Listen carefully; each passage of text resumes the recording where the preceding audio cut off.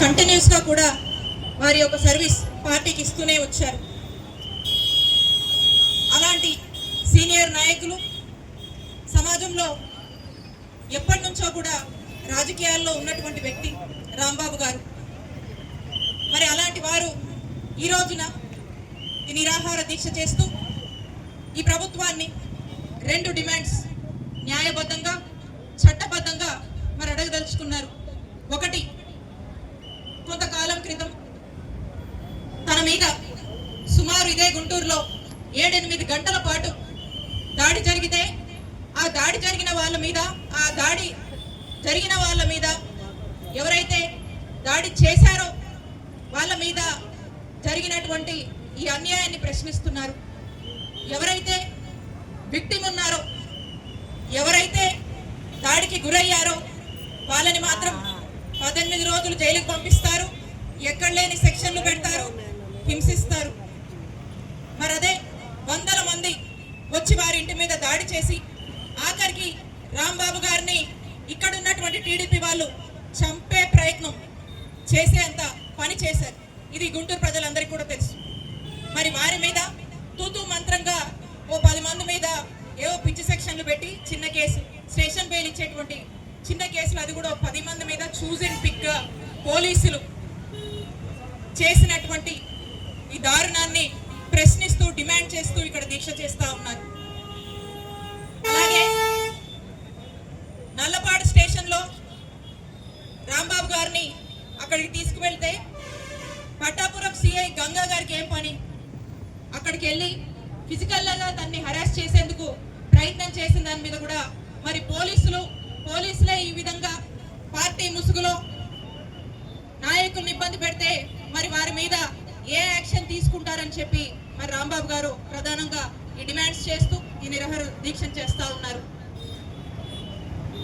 మనమంతా చూసాము, ఈ గుంటూరులో ఎంతో మంది హేమాహేమీలు ఇక్కడ రాజకీయాలు చేశారు, అనేక పదవులు చేశారు.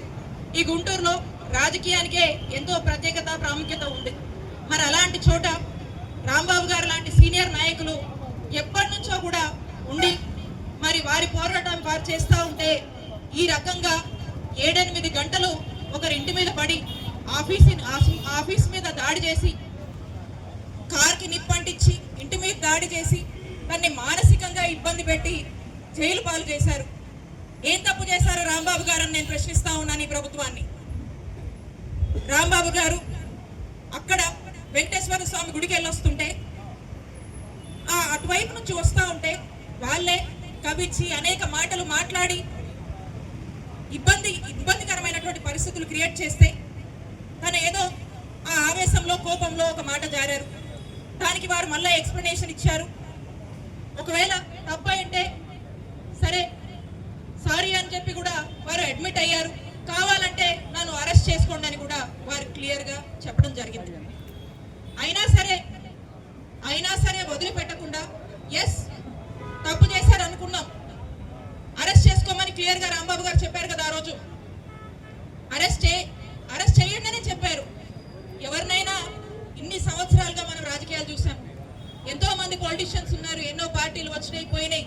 ఈ రకంగా 7-8 గంటలు ఆ సీనియర్ నాయకుడిని మీ యొక్క రాక్షసానందం కోసం చంపినంత పని చేసి హింసించడం అవసరమా అని నేను అడుగుతా ఉన్నాను. ఇది తప్పు కాదా?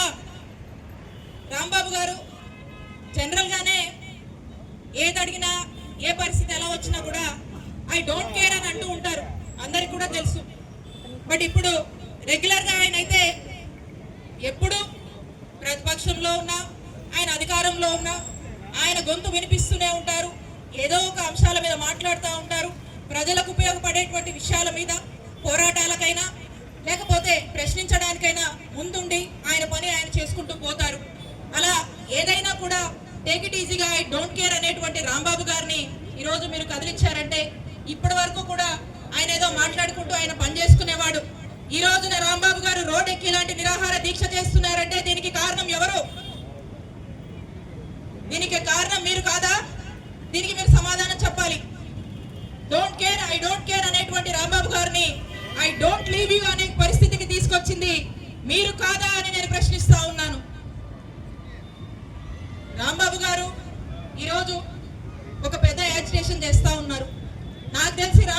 నిజమైతే ఈ ఒకే యాజిటేషన్ చేసి ఇక్కడితో ఆగరు.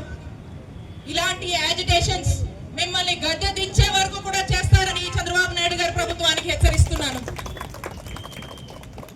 ఆయనకు అన్యాయం జరిగింది కాబట్టి ఆ అన్యాయం మీద ఆయన పోరాడుతూ ఉన్నారు. మాకు అన్యాయం జరిగింది. అదే రోజున మేము వెంకటేశ్వర స్వామి గుడికి వెళ్తే మా మీద కేసు కట్టారు. జోగి రమేష్ గారి మీద దాడి చేశారు, ఆయన మీద కేసు కట్టారు.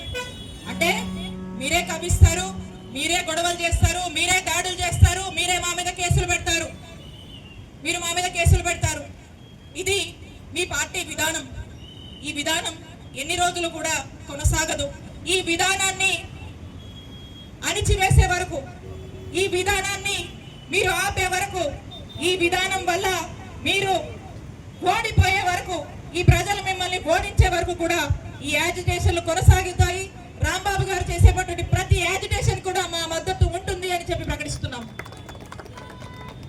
ఈ పోలీసులు ఏమనుకుంటున్నారో కానీ ఈ పోలీసులకు కూడా ఇటీవల కాలంలో బహుశా వీళ్ళకి తెలిసే ఉంటది, పోలీసులు కూడా ఎక్కడో వాళ్ళ మనసులో గిల్టీ ఫీల్ అవుతూ ఉంటారు, కానీ బయటికి చెప్పలేరు కదా పాపం, పరిస్థితులు అలాంటివి. ఈ పోలీస్ శాఖ పనితీరు ఎలా ఉందంటే ఇటీవల కేంద్రం కొన్ని ర్యాంకింగ్స్ ఇచ్చింది దేశం మొత్తం మీద, ఎప్పుడు లేదు. వర్స్ట్ ప్లేస్ లో పోలీస్ శాఖ ఆంధ్రప్రదేశ్ రాష్ట్రంలో 36వ స్థానానికి పడిపోయి ఫెయిల్ అయిందని మళ్ళీ ఒకసారి గుర్తు చేస్తా ఉన్నాము. ప్రతి ఒక్కరూ గిల్టీగా ఫీల్ అవ్వాలి. పోలీస్ శాఖకి ఇది అవమానం.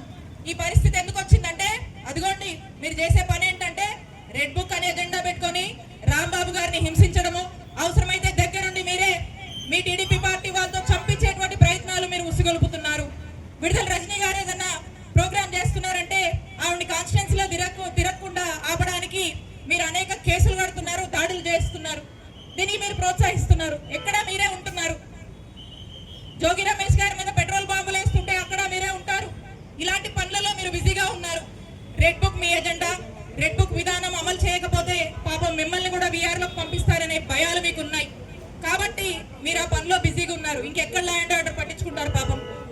మీకు చెప్పిన వాళ్ళు కూడా రెడ్ బుక్ విధానాన్ని అమలు చేయమన్నారు. అంబేద్కర్ గారు రాజ్యాంగాన్ని పక్కన పెట్టమని చెప్పారు కాబట్టి మీరు బహుశా మీ పని మీ విధానాలు అవి కాదు, చంద్రబాబు నాయుడు గారు అవి చేస్తే ఒప్పుకోరు కాబట్టి రెడ్ బుక్ విధానాన్ని అమలు చేద్దాం, గుడ్ లుక్స్ లో ఉందామని పోలీసులు ముందుకు వెళ్తా ఉన్నారు. కాబట్టే మీ పోలీస్ శాఖ ఈ రోజు 36వ స్థానానికి ఫెయిల్ స్థానానికి పడిపోయింది. అదే మా నాయకుడు జగన్మోహన్ రెడ్డి గారి పాలనలో మొదటి ర్యాంకులో పోలీస్ శాఖ ఉంది. లా అండ్ ఆర్డర్ సరైన పద్ధతిలో గాడిలో పెట్టాం. మంచి దిశ యాక్ట్, అలాగే మహిళలకు ఒక ప్రత్యేక పోలీస్ స్టేషన్ తీసుకురావడము, అనేక ఉమెన్ సేఫ్టీ మీద పనిచేయడము, సామాన్యులకు న్యాయం చేయడము, ఏ సామాన్యుడు పోలీస్ స్టేషన్కి వచ్చినా చక్కగా వాళ్ళకు రక్షణ కల్పించడము, ప్రతి ఒక్కరు కూడా ఒక ఫ్రీడంతో ప్రజలు ఉన్నారు. ఈ రోజు ఉన్నటువంటి పరిస్థితుల్లో ఎమ్మెల్యేలో ఎంపీలో ఎవరో రికమెండ్ చేసేదాకా సామాన్య ప్రజలు పోలీస్ స్టేషన్లకు వచ్చే పరిస్థితి లేదు. న్యాయం జరుగుతుందన్నటువంటి నమ్మకం అంతా లేదు. కాబట్టి దీన్ని బట్టే ఈ రాష్ట్ర పరిస్థితులు, జరుగుతున్న పరిణామాలు ప్రజలందరికీ అర్థమవుతా ఉన్నాయి. మేము ఒకటే డిమాండ్ చేస్తా ఉన్నాము. మీరు అనుకోవచ్చు ఈరోజు రాంబాబు గారు ఇక్కడ ధర్నా చేస్తున్నారంటే రాత్రి నుంచే రాంబాబు గారితో ఎవరెవరు క్లోజ్ గా ఉంటారు, రాంబాబు గారు ధర్నాన్ని ముందుండి ఎవరు లీడ్ చేస్తారని చెప్పి వాళ్ళని ఇబ్బందులు పెడతా ఉన్నారు. ఒకరిని ఏదో పాత కేసు ఆ కేసు ఈ కేసు అని పోలీస్ స్టేషన్ పిలుస్తా ఉన్నారు. మీరు గుర్తు పెట్టుకోవాలి, మీరు ఇలాంటి ఎన్ని చేసినా కూడా ఈ నిరాహార దీక్షని ఈ ధర్నాన్ని మీరు ఆపలేరు. ఇదే కాదు, రాంబాబు గారు చేయబోయే దేని మీదైనా కూడా ఆయన చేసే పోరాటం అన్యాయం జరిగింది, దీన్ని కూడా మీరు అడ్డు చెప్పడము, ఆపాలని ప్రయత్నాలు చేయడము ఎంతవరకు న్యాయము ధర్మము అని మీ అందరినీ కూడా నేను ప్రశ్నిస్తా ఉన్నాను. ఒకటే, రాంబాబు గారు ఏదైతే డిమాండ్ చేస్తా ఉన్నారో ఆయన మీద వందల మంది ఆయన ఇంటి మీద దాడి చేశారు, వారి మీద ఖచ్చితంగా కఠిన చర్యలు తీసుకోవాలి, వాళ్ళ మీద కేసు కట్టాలి, వాళ్ళని శిక్షించాలి అని రాంబాబు గారు చేస్తున్నటువంటి డిమాండ్ ని ఖచ్చితంగా మీరు కన్సిడర్ చేయాలి అని చెప్పి ఈ పోలీసులు మేము డిమాండ్ చేస్తా ఉన్నాము. అదే ఎవరైతే ఇద్దరు సిఐలు ఎక్స్ మినిస్టర్ గా పనిచేశారు, సీనియర్ ని ఫిజికల్ హెరాస్మెంట్ చేయాలనుకున్నారో వారి మీద కూడా ఇమీడియట్ గా ఈ ప్రభుత్వం యాక్షన్ తీసుకోవాలి అని మేము డిమాండ్ చేస్తా ఉన్నాము. లేదా ఇలానే మీరు చూస్తూ ఉంటే ఖచ్చితంగా చెప్తా ఉన్నా, ఆ టీడీపీ నాయకులు కూడా ధైర్యం చేసి రాంబాబు గారి ఇంటి మీదకి వచ్చారు కదా, మీరు గుర్తుపెట్టుకోండి, ఇదే గుంటూరు చూస్తుంటది, మీరు గుర్తుపెట్టుకోండి. అలా గవర్నమెంట్ మారి వైఎస్ఆర్ కాంగ్రెస్ పార్టీ గవర్నమెంట్ వస్తే వచ్చిన రోజు రాంబాబు గారే మీకు గుర్తొస్తా ఉంటారు. రాంబాబు గారు మీద మీరు చేసినటువంటి అన్యాయం ఆ రోజు మీరు రియలైజ్ అవుతారు. రాంబాబు గారు ఎప్పుడెప్పుడు మిమ్మల్ని ఇబ్బంది పెడతాడా అని ఆ భయంతో మీరు రోజులు గడపాల్సినటువంటి రోజులు రాంబాబు గారు ఖచ్చితంగా మీకు తీసుకొస్తారు అని మేము ఆశిస్తూ, ఖచ్చితంగా అలాంటి వాళ్ళకు బుద్ధి చెప్పాల్సినటువంటి అవసరం కూడా ఉందని తెలియజేసుకుంటూ, మరొకసారి వారు చేస్తున్నటువంటి ఈ పోరాటానికి ఇంకా ఏదైనా యాజిటేషన్స్ ఉన్నా కూడా మా మద్దతు ఎప్పుడూ ఉంటుందని మరొకసారి మా మద్దతుని ప్రకటిస్తూ మీ అందరికీ కూడా ధన్యవాదాలు తెలియజేస్తున్నాను.